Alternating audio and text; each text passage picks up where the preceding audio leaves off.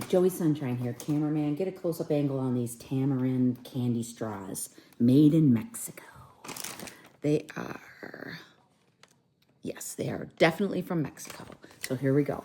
So normally what people do is they kind of stick it in their drink like this, or however you want, or you can just eat it.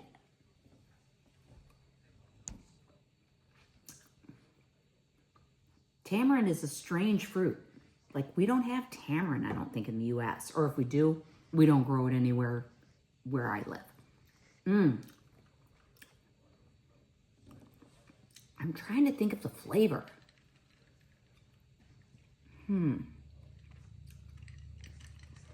It's spicy. This is pretty spicy. But then you can stick it in your drink, use it as a straw. See?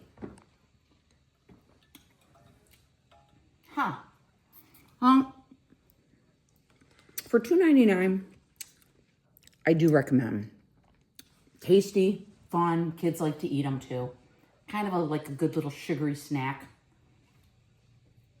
You don't have to stick it in a drink. Yum. Tamarind straws.